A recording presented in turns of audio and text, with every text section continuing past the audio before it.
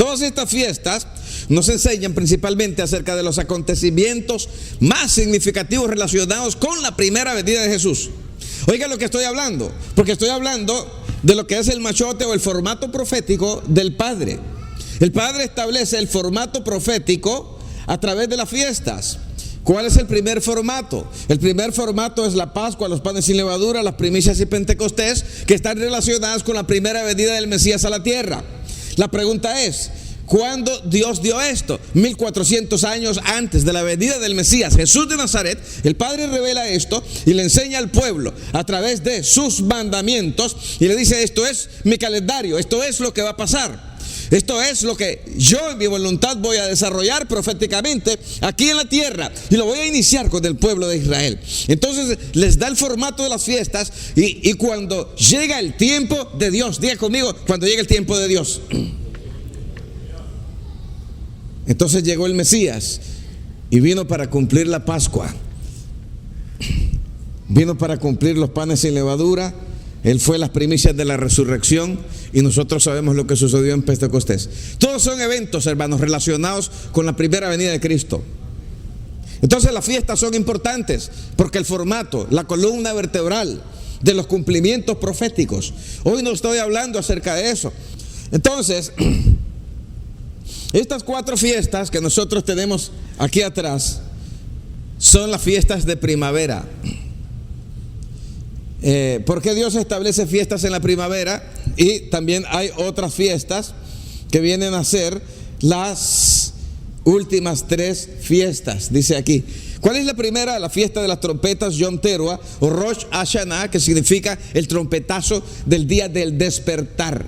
Oiga bien, ¿de qué se trata esta segunda temporada de fiestas que se celebran en otoño? El día de la expiación, o sea, Yom Kippur, el día que el sacerdote entraba una vez al año, recuerda, al lugar santísimo, al cubo de Dios, a ministrar por el pueblo y a ofrecer un sacrificio y a orar e interceder dentro, a quemar incienso en la presencia de Dios con un cable amarrado aquí en el pie, por si acaso había pecado y el hombre moría en la presencia del Dios Todopoderoso. Ese día era muy importante. Y la otra fiesta es la fiesta de los tabernáculos o la fiesta de Sukkot o cabañas. Ahora, estas últimas 3 fiestas tienen un paralelo sin precedente, ¿me está escuchando? Con los eventos relacionados con la segunda venida del Mesías Yeshua de Nazaret. ¿Cuántos le están esperando? Nos emocionamos pensar que Jesús viene por segunda vez a la tierra, amén. Entonces, si usted mira las fiestas de primavera, la primera venida de Jesús; las fiestas de otoño, la segunda venida de Jesús. En el otoño caía la lluvia tardía, en la primavera caía la lluvia temprana. En los tiempos de la lluvia tardía, el Mesías va a venir, alabado sea su nombre. ¿Me está escuchando? Fíjese usted, y acá dice que todas estas fiestas fueron diseñadas por Dios en un contexto agrícola. ¿Por qué? Porque Dios es un Dios de producción. ¿Me escuchó?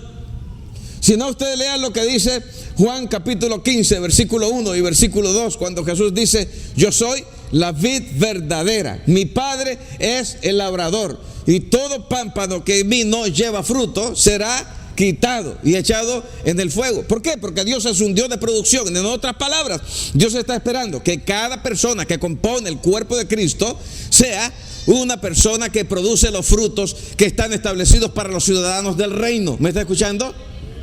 Jesús le dijo en una ocasión a los fariseos, a los enemigos de él: el reino les será quitado a ustedes y les será entregado a otros que produzcan frutos. ¿Por qué? Porque el reino tiene frutos que deben de ser producidos. Yo no puedo fabricar los frutos del reino, porque el reino ya tiene sus frutos.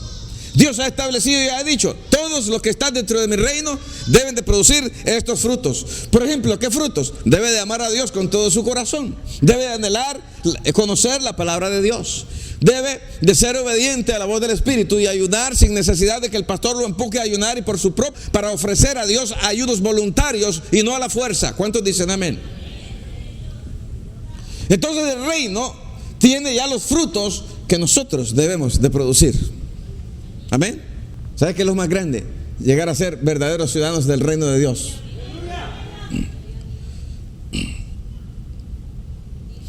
Ahora, ¿qué hacían los judíos? Dios les decía: ustedes van a ir y se van a presentar. ¿Cuántas veces en Jerusalén? 3 peregrinaciones al año. Una en la Pascua. Cuando se terminaba la semana de Pascua, se iban para sus casas, pero cuando venía Pentecostés, se volvían a reunir en Jerusalén. Se iban para sus casas. Y cuando venía la temporada de la fiesta de otoño, que son 15 días consecutivos, se volvían a reunir en Jerusalén por tercera vez. Cada vez que ellos iban a Jerusalén, ellos debían de llevar una ofrenda. Y hay un canto que dice: manos vacías no tengo nada que darte. Eso es antibíblico. La Biblia dice: ninguno se presentará ante mí con las manos vacías. Si vamos a llegar ante la presencia de Dios, debemos de tener para Él ofrendas. En aquel tiempo eran ofrendas de sangre, de sacrificio. Hoy no. Hoy tenemos otra clase de ofrendas. Hay ofrendas votivas, hay ofrendas presenciales. El hecho de que nosotros lleguemos a un templo a adorar a Dios, eso es una ofrenda. Y Dios está agradecido y bendiciendo a los ofrendantes que con amor lo hacen. ¿Cuántos dicen amén? El verdadero cristiano debe forzosamente de presentarse como ofrendas vivas y olor grato ante el Señor. Y que de las ofrendas económicas, ese no me lo toque, porque a mí me gusta mucho el Benjamin Franklin. A ese yo me le arrodillo fuertemente, y cuando me mandan a llamar a trabajar, yo voy y trabajo y hago lo que sea por el trabajo. Y si tengo que dejar de ir al templo, pues dejo de ir al templo. I don't care. Sí, esos no son verdaderos adoradores los que Dios busca. ¿Cuántos dicen amén? ¿Comprende lo que estoy diciendo? Estamos en un conflicto espiritual aquí en la tierra, y muchos cristianos están sucumbiendo ante el embate del enemigo, porque nos ataca en nuestro punto flaco. Y el punto flaco es Benjamin Franklin. El billete de 100, mi hermano, ese es Benjamin Franklin, porque el de $1 no creo que les guste tanto como les puede gustar el billete de 100. ¿Cuántos dicen gloria a Dios? Alabe a Dios, hermano, le digo, alabe al Señor. Ok. ¿Por qué estudiar las fiestas judías? Son judías, hermano, yo soy cristiano. ¿Qué tiene que ver el cristianismo con el judaísmo? No tiene que ver nada. Mentira, sí tiene que ver. ¿Sabe por qué? Tanto los cristianos como los judíos han falsamente concluido que hay poca conexión práctica o real entre el cristianismo y la vida judía. Oiga bien lo que estoy diciendo. Ahora, como cristianos, es decir, como mesiánicos, diga: yo soy mesiánico. Ah, no son mesiánicos. Mesiánico sí quiere decir cristiano. Yo soy mesiánico. Yo adoro al Mashiach, Jesús de Nazaret. ¿Cuántos dicen amén? ¿Ustedes son cristianos? Dame un amén. ¿Ustedes son mesiánicos? Ay, me habían asustado. Mesiánico viene de la palabra Mashiach, que significa ungido, y en griego significa Cristos. O sea, no hay ninguna contradicción. Lo que pasa es que nosotros estamos un poco más mundanalizados cuando se trata de hablar de lo que son terminologías griegas, y preferimos el griego al hebreo porque el hebreo me da roncha. Y algunas personas dicen en Facebook, cualquier persona que a mí me venga diciendo acerca de shalom, hermano, shalom, o Yeshua HaMashiach, yo lo corto inmediatamente, dice, de mi lista de amigos. ¿Pero por qué? ¿Cuál es el pecado? Que no es más mundano hablar griego que hablar hebreo. Que Cristo Jesús no habló hebreo. Que cuando a él le llamaban Mesías, no le decían Hamashiach, Yeshua. ¿Y cuál es el problema? Yo no tengo un problema. Si usted le dice Jesús, good. Y si le dice Yeshua, también, glorificado sea Dios. Entonces nosotros estamos íntimamente relacionados con el pueblo de Dios. ¿Por qué? Por el Salvador. Jesús es mi Salvador. ¿Cuántos dicen amén? Ok, te voy a explicar algunas cuestiones que hablan acerca del calendario hebreo, porque tiene algunas cosas que son bastante interesantes. Voy a esperar que se abra todo, porque como no está pasando en el sistema Windows, ¿verdad? Como normalmente se hizo, sino en Apple. Entonces el Apple le voltea algunos efectos y me hace aparecer lo de atrás para adelante y lo de adelante para atrás. Pero en el calendario hebreo existen dos calendarios. Está el calendario civil y está el calendario religioso. En el calendario civil, que es el que usted tiene aquí a la derecha, el mes de Tishri es el primer mes, pero en el calendario religioso Tishri viene a ser el séptimo mes. En el calendario civil o político, si usted ve cuál es el orden de estos, el mes de Nisan, que es el mes de la celebración de la Pascua, es el mes número 7, y 7 te habla de número de perfección. Y el último, que es el 12, es el Elul, que es el fin de lo político, de lo humano. Oiga bien lo que estoy diciendo, de lo secular. Tishri te habla del establecimiento del reino, y Elul te habla del fin de lo secular, de lo mundano, de lo político, de lo humano. Cuando nosotros vemos el calendario que está al lado, que es el calendario religioso, empieza con el mes número 1, que es el mes de Nisan o Aviv, el mes de la celebración de la Pascua, cuando se mataba el cordero pascual. El segundo, Shabbat, el día 14 se mataba el cordero. ¿Cuándo murió Jesús? Murió en un Shabbat. ¿Cuándo murió Jesús? En un Shabbat. ¿Por qué? Porque si Jesús no muere en un Shabbat, en el segundo Shabbat del mes de Nisan, no hubiera cumplido la ley. Y si Jesús no cumple la ley, Jesús peca contra el Padre y se convierte en un pecador y dejaría de ser nuestro Salvador. ¿Comprende lo que estoy diciendo? ¿Comprende lo que estoy diciendo? ¿Cuándo murió Jesús? El segundo Shabbat del mes de Nisan. ¿Cuándo resucitó Jesús? Al tercer día, después del segundo Shabbat del mes de Nisan. No, y que no resucitó en domingo. ¿Qué tiene que ver el calendario pagano con el calendario de Dios? ¿Ah? ¿Qué tiene que ver lo pagano con lo sagrado? Nada. ¿Cuándo murió Jesús? Un Shabbat. ¿Cuándo resucitó? Al tercer día. Punto. Eso es lo importante aquí. No, que Él resucitó en domingo. Y la controversia, ¿no? A mí no me importa el día del calendario pagano, me importa el cumplimiento profético de lo que Él le dijo a los escribas y los fariseos en aquel tiempo. ¿Me escucha? Que la gente diga lo que quiera. Entonces aquí tenemos Nisan, cuando da inicio el calendario espiritual. Ellos son liberados en el día de la Pascua. Se celebran aquí en Nisan la Pascua, la levadura y las primicias. Después, en el tercer mes, que es Sivan, se celebra Pentecostés. Después pasa el mes de Tamuz, el mes de Av, y después viene el mes de Elul, que es el número 6, y viene el fin del sistema. Y en el número 7 se celebra Tishrei, que es la fiesta del trompetazo del despertar, el día del perdón de los pecados y el día de la fiesta de los tabernáculos, que se habla del establecimiento del reino de Dios. Ahora, yo aquí escribo, Elul es el fin del año secular, del cierre de lo político, pero Elul en el calendario espiritual, aquí en este, resulta ser el sexto mes, que es número de hombre. Es decir, cuando se levanta un sistema que es la máxima expresión, oiga bien, del humanismo aquí en la tierra, que se llama el sistema 666, estamos en los tiempos del fin, ¿comprende? Cuando se levanta ese sistema. Ahora, si nosotros hacemos un paralelismo, en el día de hoy estamos en el tiempo de este calendario, en el mes número 6. ¿Por qué? Porque hay un sistema político que se levantó, y lo voy a pasar rápidamente, que es el anticristo. Y que el anticristo no es un hombre, no. El anticristo, primero, antes de ser un hombre, es un sistema. La bestia es un sistema. ¿Usted sabe lo que es un sistema? Un sistema, el establecimiento de un imperio. Y cuando Daniel estaba durmiendo, dice que él soñó y él estaba parado enfrente del mar. Y veía en las visiones de la noche que los 4 vientos del mar combatían en el mar, dice. Y entonces, en medio de esa pelea de 4 vientos, se levantaron 4 bestias diferentes la una de la otra y salieron del mar. El mar representa a las naciones y las bestias representan sistemas políticos, es decir, imperios. Entonces, cuando se habla en Apocalipsis capítulo 13 acerca de una bestia que se levanta también del mar, no estamos hablando de un hombre que sale del mar, sino que estamos hablando de un sistema político que emerge de las naciones con poder en el último tiempo.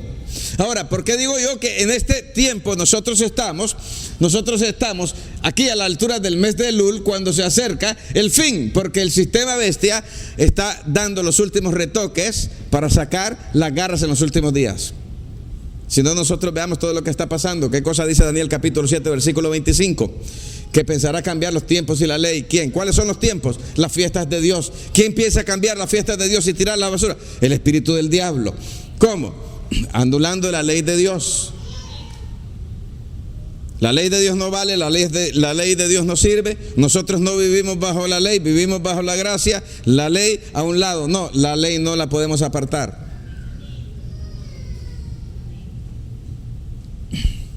Oiga bien lo que digo. Usted es un judaizante. No, no soy. Pero yo no puedo fornicar, no puedo adulterar, no puedo robar, no puedo asesinar. ¿Es la ley de Dios o no? Y si yo vivo sin ley, entonces tampoco soy hijo de Dios. La ley permanece. La ley regula. La ley es espiritual y la ley es buena. Eso no lo digo yo, lo dice Pablo.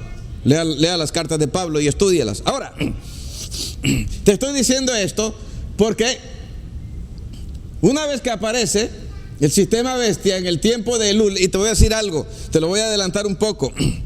En el tiempo de Elul es el sexto mes, está casi ahí por septiembre, por agosto. Entonces los judíos empiezan un ayuno de 30 días consecutivos. Oiga bien.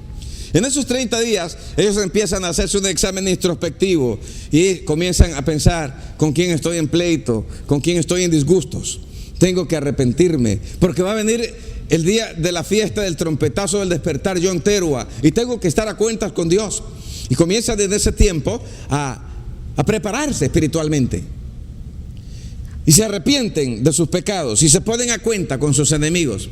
¿Para qué? Para que el día del trompetazo del despertar ellos estén a cuenta con Dios para celebrar la fiesta de la resurrección. ¿Me está escuchando? Entonces, cuando llegue el día del trompetazo del despertar, el 1 de Tishrei, en el tiempo de otoño, cuando la lluvia tardía de Dios empieza a ser derramada, en la celebración de estas fiestas maravillosas de Dios que son proféticas porque están relacionadas con la segunda venida de Cristo. ¿Cuántos me están escuchando? Los judíos están preparados para escuchar eso. La gracia de esa fiesta es poder escuchar el trompetazo, dicen ellos.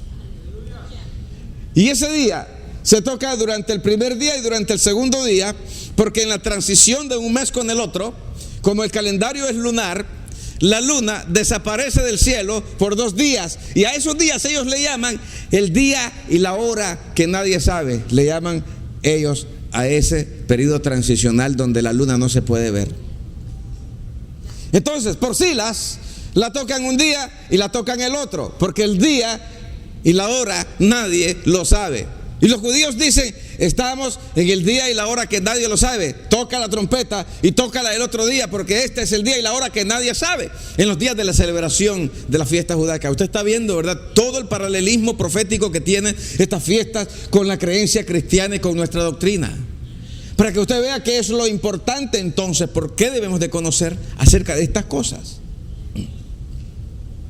Después de que ellos tocan la trompeta, esos 2 días, pasan 10 días que se llaman los 10 días terribles. Yo te voy a pedir que abras la Biblia en Apocalipsis. A ver si te gusta este versículo. Mira lo que dice Apocalipsis 3:10. ¿3:10? Sí. Por cuanto has guardado la palabra de mi paciencia, yo también te guardaré de la hora de prueba que ha de venir sobre el mundo entero para probar a los que moran en la tierra. Fue a las iglesias, a las 7 iglesias, una revelación de Dios al apóstol Juan. Tomamos ese versículo: es mío, me pertenece, me apropio de él, lo declaro, dice un montón de gente, ¿no? Vamos a leer ahora Apocalipsis 2:10. Ábrelo. Léelo conmigo, por favor. Dice, esto fue para otra iglesia también, eran 7 iglesias. Y esto se lo dijo a su iglesia: no temas en nada lo que vas a padecer. He aquí, el diablo echará a algunos de ustedes en la cárcel para que sean probados, y tendrán tribulación por 10 días. Sé fiel hasta la muerte y yo te daré la corona de la vida. ¿Verdad que está un poco diferente al otro? Pero esto fue dicho a las iglesias. Sin embargo, este versículo como que a mí no me llega mucho, decimos. Me llega más el otro. Pastor, el que leyó primero me gusta más. Sí, pero los dos están en la Biblia. Y esto tiene relación con lo que yo te estoy hablando de el periodo de las fiestas de otoño, que te anuncian el tiempo de la venida de Cristo. En otras palabras, se celebra el día del trompetazo del despertar, y cuando se celebra el trompetazo del despertar que anuncia la llegada de la era mesiánica, entonces el pueblo de Dios aquí, en lo que nosotros estamos leyendo, pasa por 10 días de tribulación profunda, y ellos lo llaman los 10 días terribles. Cuando ellos pasan los 10 días terribles, en el día número 10 viene el día más solemne de las celebraciones de la fiesta de otoño, que se llama el día de Yom Kippur. ¿Cuántos han oído hablar de Yom Kippur? Yom Kippur, el día del perdón. Cuando viene el día del perdón, el pueblo está listo, Dios perdona a su pueblo y ellos se regocijan. 5 días después del día del perdón, ellos pasan 5 días y llega la fiesta de las cabañas. Y entonces, después de que pase el día del perdón, ellos ya van preparando las enramadas y sacan las enramadas para recordar que ellos también fueron peregrinos en el desierto, pero que ahora Dios les había dado casa dentro del reino de Israel. ¿Se recuerdan eso? Es histórico.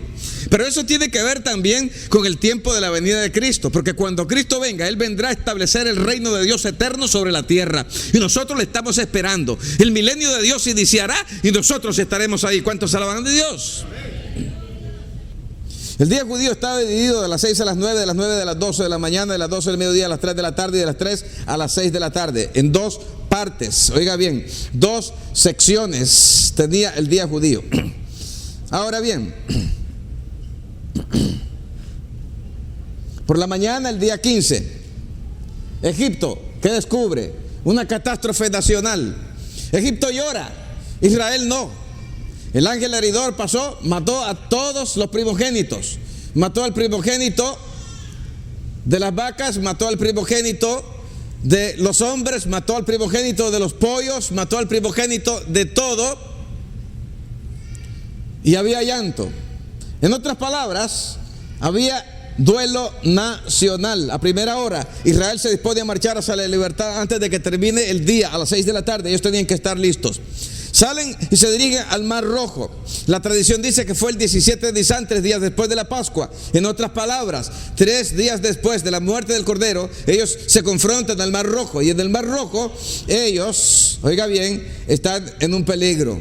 ¿Cuándo fue eso? 3 días después del sacrificio. Ahora, el sello de la salvación de ellos se iba a dar al cruzar el Mar Rojo. ¿Me está escuchando? El Mar Rojo tiene relación con la sangre de Cristo. Mientras ellos no cruzaran el Mar Rojo, ellos estaban en peligro de morir. En otras palabras, la sangre de Cristo es el sello de la salvación del creyente. Alabado sea Dios. Ahora, Israel continúa cuando pasa el Mar Rojo en dirección al monte de la presencia de Dios, después de que Faraón quiere pasar por el camino donde Dios le abrió a Israel. Cuando Faraón ve que Israel camina por el Mar Rojo, porque el mar se abre, Faraón cree que él puede pasar también. Faraón cree que él puede pasar también por el mismo lugar por donde pasaron los hijos de Dios. Pero yo te voy a decir algo: cuando Dios abre un camino para los hijos de Dios, los que no son hijos de Dios no pueden pasar por el mismo camino de la bendición que Dios abre para sus hijos. Dios abre un camino, lo abre para ti, pero no lo abre para el que no es su hijo. Dios lo abre para el que es su hijo, para el que de verdad se consagra a Él, para el que lo ama. Para ese Dios abre caminos.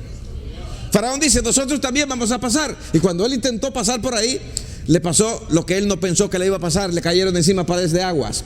Egipto quedó totalmente destruido, nunca volvió a ser el mismo. Ahora Israel mira la salvación de Dios, está viendo milagros tremendos, y se va en dirección al monte de la presencia, al monte del Sinaí, cruzando en la península de Arabia. Ahora, ¿Qué pasa cuando llegan ahí? Un mes más tarde, Dios les da de comer maná del cielo. ¿Sabe qué quiere decir maná? ¿Qué es eso? Y cuando ellos miran eso, dicen, maná. En otras palabras dicen, ¿qué es eso? Maná. ¿Qué es eso? Maná. ¿Qué más va a ser?